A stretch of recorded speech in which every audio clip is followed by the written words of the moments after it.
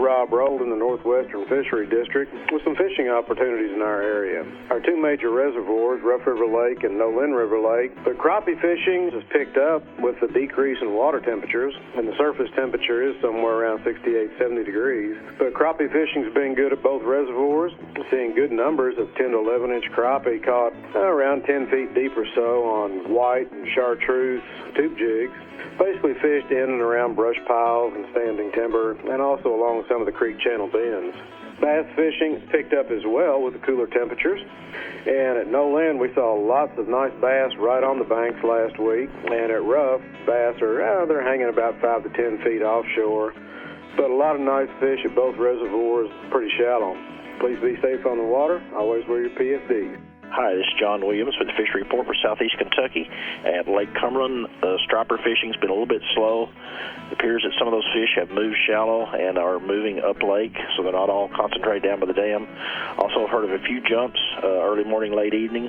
Elsewhere in the tailwater of Lake Cumberland, it's about that time for those big trout to be moving up toward Hatchery Creek.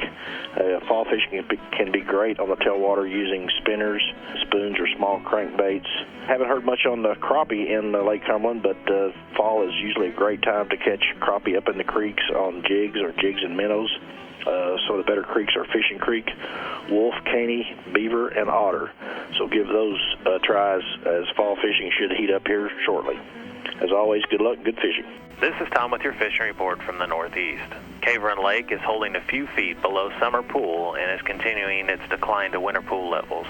The muskie fishing has been a bit slower than in years past, but have had some good reports of anglers picking up a few that are associating with the edges of the habitat reefs in the main part of the lake. We've also had a few good reports of some medium-sized fish being caught up the Licking, North Fork, and Beaver Creek. Some of our final trout stockings of the year took place last week, with Craney Creek and Round County receiving rainbow trout.